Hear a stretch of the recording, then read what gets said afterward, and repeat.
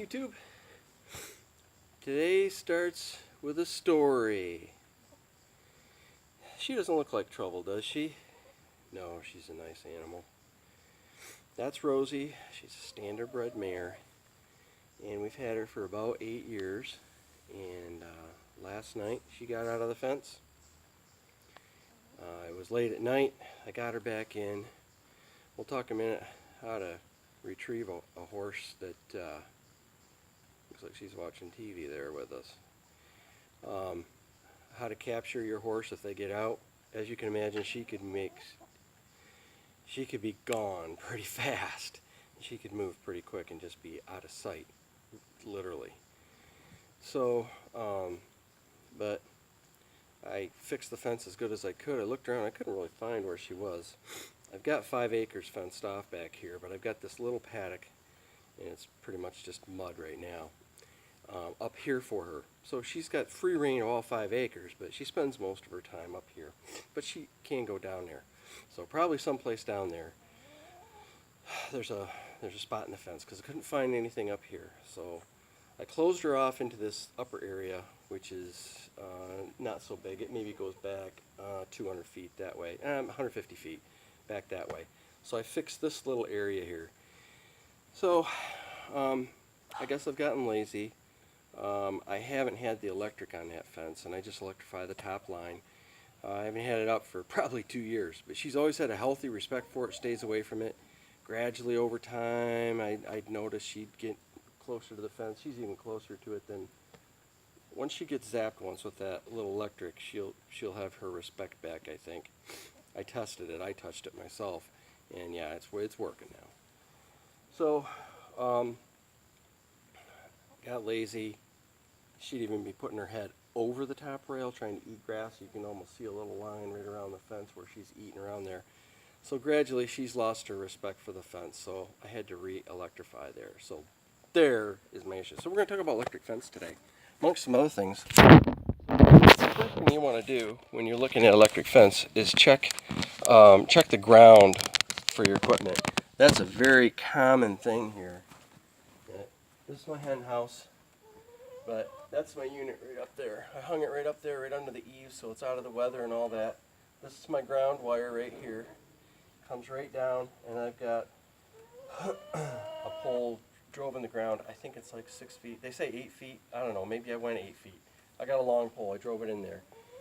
And one thing I thought of is it's really dry around here. It's sandy soil, like I've mentioned before. And I know I've got it in the ground, but if it's not wet, maybe that's a problem. I don't know. And I just want it working. Even if it's just for today, I want it working. So I dug myself just a little receptacle for some water, which I've been pouring right down there, just to make sure I get good contact. Nobody told me to do that. I'm just trying, you know. So I thought I'd show you. Here's the ground. Here's the ground right here. Where are you seeing it? Yes. So there's my ground rod, and it's driven down the ground. There's my wire coming in and my connection point there. So that's the first thing I did. Next thing I did was kind of look at my wire, look at where it's going, and whoops, sorry about my finger there, and where it comes right down into the fence here. You can see I only electrify the top line, and let's move inside, and I'll show you the part. So here we are. I've got T-posts, and I've got a lot of pine trees around here, red pine, that I've just pounded the insulator right into there. So this goes on a T-post. You can see how this part here kind of nests in. You kind of click it in, if you can follow that, if you can picture a T-post and how that would go in there, and then and it will click right in there. And then this area here is where you twist your wire. You run it in between the middle, up and around, and onto the next one. This is the same kind of wire wrap in the middle and up and around, but this, you have a nail. The nail goes in here, and you just pound that into your tree. Now, I will freely admit that this is the cheapest way of doing it. And if I'd had my druthers, they have high tensile wire that's like a permanent thing. Like I have to fix fence all the time.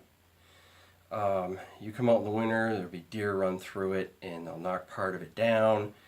Or just the normal, when it gets cold. I mean, there are times around here when it gets to 30 below, and I don't care who you are, that's cold.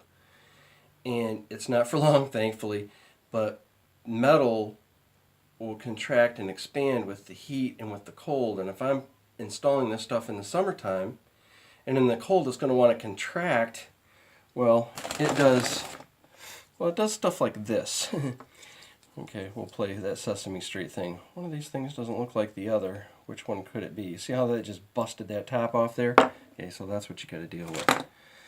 So, there's the different insulators. I showed you the nails. Here's just a wire twisting tool. Those work good, so I was able to reuse a lot of nails. The things that are broke off, I can just pull the nail out and reuse it into a nice new one. Hold everything taut, and then I just plugged it in. I was hoping for the best. And obviously you don't want it to ground someplace where you don't want it to ground out. Then all the charge will just run to that insulator, and oh, your wire is touching your T-post, and the T-post goes right to ground.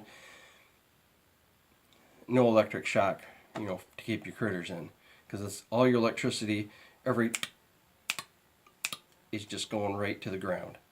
So that's a little bit about that. You can see my beam up here. I talked the last time about I was going to put a beam up there, and it worked out great. So I got that done, got my wires done. Today I'm going to add a little bit more lighting over to the back part over there, and I'm going to build a bench, kind of where you're looking at right now. My bench is going to be right there, and that's going to be real nice. Looking forward to that and having a place where I can work out here, unless it's real cold and there's nothing between you and the outside except for that. You're looking right outside.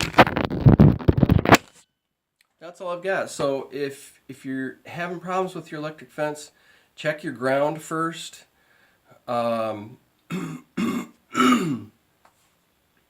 That's where I'm told most of the problem is, so that's where I started with it. And then I just went around to all the places and replaced all the insulators that were broken and all that. Turned it on, and it's working. So that's all for now. I hope you're having a good day, and we'll talk to you next time. See ya.